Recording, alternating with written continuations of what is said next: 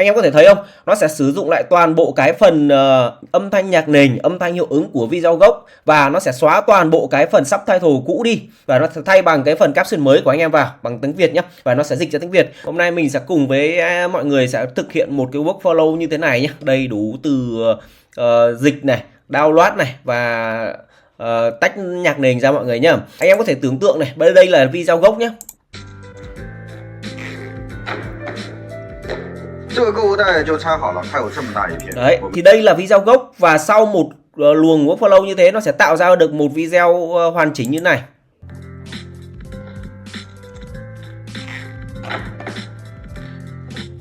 Chiếc đầu kéo rộng lớn khiến ai cũng ngỡ ngàng. Và rồi. Đấy.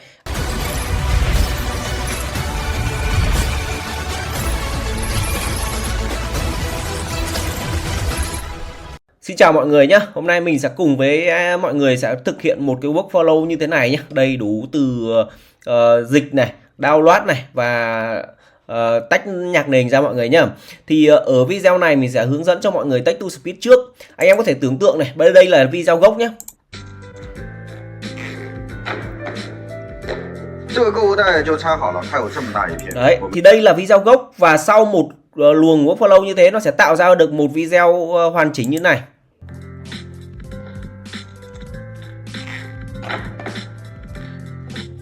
Chiếc đầu kéo rộng lớn khiến ai cũng ngỡ ngàng. Và rồi. Đấy, anh em có thể thấy không? Nó sẽ sử dụng lại toàn bộ cái phần âm thanh nhạc nền, âm thanh hiệu ứng của video gốc và nó sẽ xóa toàn bộ cái phần subtitle cũ đi và nó sẽ thay bằng cái phần caption mới của anh em vào bằng tiếng Việt nhé, và nó sẽ dịch ra tiếng Việt. Thì ở video này mình đang sử dụng cái giọng con gái nên là nghe nó hơi bị ấy tí, anh em có thể chọn một cái giọng khác nhé, giọng của nam cũng được. Đấy. Để bây giờ bắt đầu một workflow thì mình sẽ cùng anh em quay trở lại một cái trang là revitapi.com nhé.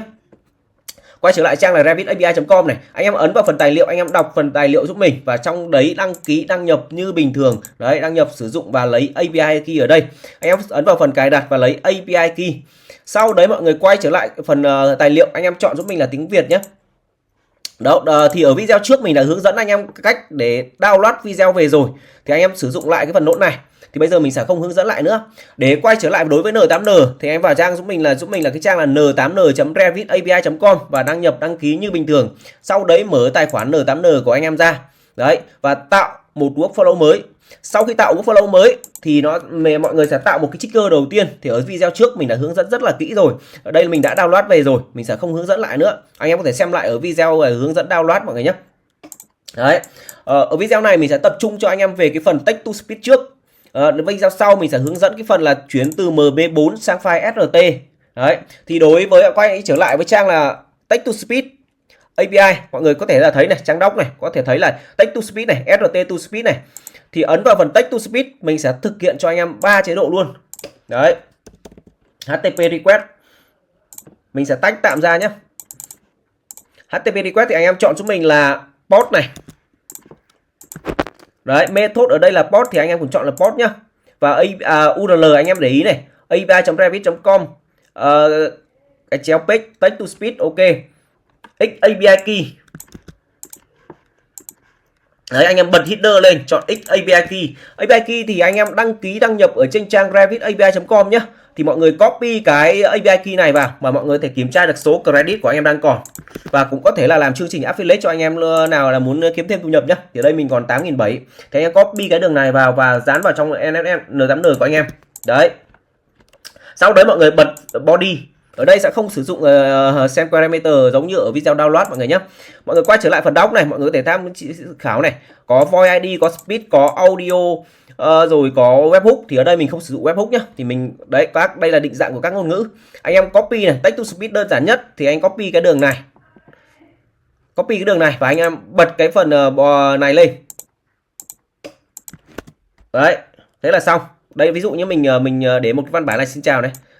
Voice ID thì anh em lấy ở đâu? Thì anh em quay trở lại cái trang là revitapi.com giúp mình với nhá. Revit API này. Anh em ấn vào phần AI Model và AI Audio API. Sau đấy anh em chọn giúp mình là phần Voice Library, chọn tiếng Việt. Đấy, mình có thể nghe thử ở đây nhé.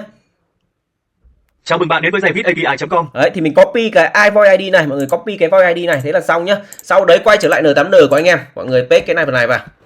Đấy thì mình sẽ tạo ra một âm thanh. Đấy, nó sẽ tạo ra cho anh em một cái tag ID. Tag ID sau đấy mọi người sẽ đọc tiếp phần đọc này. Đấy, đọc tiếp phần đọc. Sau khi đấy nó sẽ tạo ra anh em một cái phần là get nữa. Mọi người sẽ lấy cái ID đấy đi. Đấy cái phần này. Thì để trước khi nó chờ ấy, thì mọi người sẽ tạo giúp mình là một cái nốt break nhé. Tại vì là thời gian nó chờ nó rất hơi lâu. Ví dụ mình chọn là 10 giây đi. Đối với những tác vụ lâu ấy, thì em nên chọn một tác vụ đâu đó khoảng tầm là 40 giây. Giống như ở phần đọc này hướng dẫn nhé. Khoảng tầm 40 giây. Đây 30 đến 40 giây. Thì anh em có thể chọn đây 10 giây này. Sau đấy anh em chọn giúp mình là một cái nốt là HTTP. Đấy, anh em get này. Thì quay trở lại phần đọc, mọi người có thể thấy này, get về phần cái này. Mọi người copy cái này.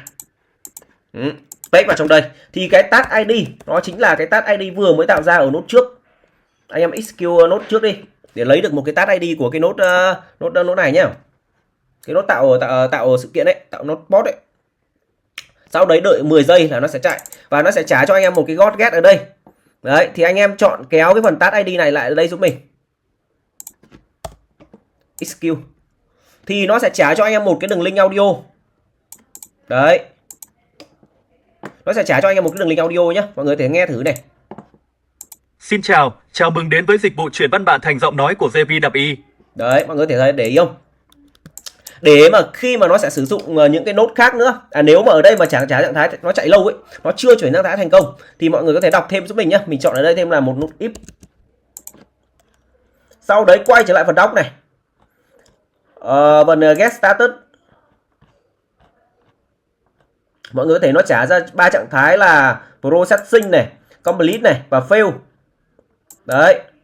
Fail. Thì anh em chọn giúp mình kéo cái phần này ra giúp mình với nhá. Quay trở lại N8N này. Phần này anh em chọn giúp mình là status này. Sau đấy anh em chọn là equal to string equal to này. Complete, anh em ấn execute. Nếu mà nó đúng thì nó sẽ nếu mà cái phần này nó đã thành công ấy thì nó sẽ đi ra một nhánh true, false thì nó sẽ quay lại nốt này giúp mình với nhá. Đấy. Và cách thứ hai nữa, anh em không phải kéo phần này nhá. Kéo phần này anh em bỏ phần này đi và phải quay trở lại cái nốt HTTP và cái tag ID này để tránh trường hợp là khi mà nó có những cái tag ID nó tạo ra đường trước đường sau ấy thì nó lại bị trùng lặp. Đấy. Thì đây chính là một cái luồng cơ bản hoàn chỉnh cho một cái phần là HTTP text to speech. Thì có workflow của mình đây. Phần này mọi người có thể thấy nhá. Đầu tiên là nó sẽ tạo ra text to speech này. Sau đấy nó sẽ wait này và lấy được cái tag ID đấy và nó trả cho mọi người một cái đường link audio. Đấy thì nó chính là cái đường link audio này. Mọi người hiểu chưa? Đây là một cách để text to speech. Còn cách thứ hai này, mọi người tiếp tục quay trở lại đối phần doc, mọi người chọn giúp mình là SRT to speech. Mọi người copy toàn bộ cái này. Để tránh làm lại thì mình copy cái này nhé.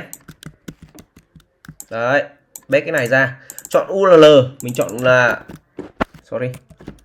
URL, mọi người lấy lại cái phần là này nhá. Ở giống như ở trong trang doc.revitapi.com ấy ạ. Đấy.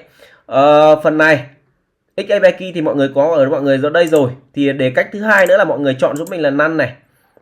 Cái thứ ba này, header này và chọn Revit API key.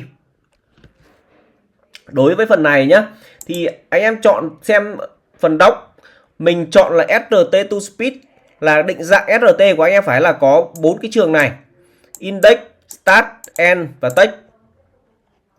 Đấy, thì mọi người có thể copy toàn bộ cái phần này. Đây là như một cái payload cơ bản nhé. Hoặc là mọi người cách thứ hai là anh em có thể là copy toàn bộ cái phần này giúp mình. Đấy, nhìn để ý cái phần CIL nhé, copy toàn bộ cái phần này. Đấy, xong đấy anh em import CIL này, import. Thì mọi người thay mỗi cái API key của anh em ở đây thôi. Thì mình đã có API ở đây rồi. Chọn này, header, chọn cái này. Đấy. Thì ở đây mình đã có cái void ID như này, tốc độ như này và tên. Ở cái mode ấy, mọi người nếu mà chọn ở cái mode này mọi người để ý cái phần mode nhé. Đây, mode tức là nó sẽ ghép liền này, ghép toàn bộ lại với nhau này, hoặc là ghép theo timeline thì ở đây mình đang chọn là ghép theo timeline nhé. Mọi người mà muốn mà nó audio nó liền mạch ấy, nó sẽ không dừng lại ở qua các khe các khoảng ấy, thì nó sẽ là chọn là anh em chọn là match. Còn nếu mà theo như timeline theo file SRT ấy, thì mọi người phải chọn cái file cái mode là timeline giúp mình. Đấy, thì ở đây mình test thử này, ví dụ như ở đây mình đã có từ file doing này về, mình sẽ select ra cái phần là file SRT. Đây mọi người có thể thấy là SRT này. Thì cái SRT này anh em có thể đọc ở phần đọc ở trong đây nhé. Sau đấy anh em tạo ra một cái file SRT nó như thế này. Tại vì video đâu đó khoảng tầm là 2 phút. Đấy mọi người thấy không? 2 phút 09 giây nhưng mà nó nói rất là ít. Đấy, mình đã cố tình lấy cái video này để cho anh em hiểu. Nó trả ra cho mọi người một cái đường cái file SRT như thế này đúng không? Nó chỉ có nói được một vài đoạn thôi, chủ yếu là âm thanh. Sau đấy mọi người cho AI agent nó dịch. Cho AI agent thì anh em có thể ứng dụng trong ngành nghề anh em dịch lại cho nó hay hơn nhé. Thì nó sẽ tạo ra được một cái file này. Ví dụ như ở đây đi, mình copy. Mình copy cái này. Subtitle này. Anh em có thể thay này, subtitle nhé. Copy xóa cái này thay bằng cái phần này. Thì đây nhá, mình vừa mới copy cái file bên file mẫu ở bên đây, mình đã dịch sẵn rồi. Lấy tạm rồi nhá. Anh em có thể là sử dụng để tách cái phần mình có được một cái đoạn SRT như thế này, từ 0 đến 2 giây nói đoạn nào và từ 2 đến 4 giây nói đoạn nào. Thì bây giờ mình thử execute cho anh em xem. Đấy. Cách thứ hai là anh em có thể là setup như phần model bên đây mình đã setup nhé. Mọi người có thể thấy này, phần JSON mình sẽ tạo ra nó một trường là array. Đấy, void ID này. Chọn là mode timeline. Mọi người để ý ở bên đây là xem mọi người đã chọn là mode timeline chưa. Mode timeline rồi, ok này, execute thử. Chắc sẽ tạo ra mọi người một cái tag ID rồi đúng không? Bây giờ mình sẽ lấy một cái trigger này đi, xóa cái phần này, tạo cho mọi người một trigger. Thì đây chính là mình đang hướng dẫn phần text to speech cho anh em nhé. Mình sẽ làm từng phần một để cho anh em hiểu được mọi thứ, và sau đấy là anh em mới tạo ra được một cái workflow hoàn chỉnh như thế này. Ok chưa? Thì anh em đợi đâu đó khoảng tầm là 5 đến 10 phút thì nó sẽ tạo cho 5-10 giây nó sẽ tạo cho anh em một cái đường audio như thế này. Mình sẽ test cho 2 trường hợp luôn mọi người nhé. Bạn có biết chiếc xe đầu kéo này từng rất cũ? Bạn đoán xem họ đã biến nó thành gì không? Đấy mọi người thấy không? Nó sẽ nghỉ ra một chút nhá. Sau đấy nó mới nói. Chiếc đầu kéo rộng lớn khiến ai cũng ngỡ ngàng. Đấy mọi người thấy không? Bây giờ mình sẽ xóa cái phần mode timeline này đi. Xóa cái mode timeline này đi. Thì mọi người nhớ cái trường ở đây, mọi người trường cuối cùng là mọi người bỏ dấu phẩy đi. Đây là cái trường payload mà mọi người cần phải học ở trong N8N, nên nhớ nhé. Đấy, bây giờ mình execute lại thì nó tạo ra cho anh em một cái file audio mới và nó sẽ nói liên tục. Anh em có thể thay đổi giọng nói ở đây nhé. Mình chọn lại cái voice ID khác nhé. Mình đang để là ID 3001. 3001 nó là cái giọng đây, giọng này mọi người nhé. Chào mừng bạn đến với zvisapi.com. Đấy, thì mọi người thể tăng tốc độ lên nữa cũng được nhá. Sau đấy nó sẽ tạo cho anh em một cái đường audio này. Mình sẽ cho anh em nghe luôn.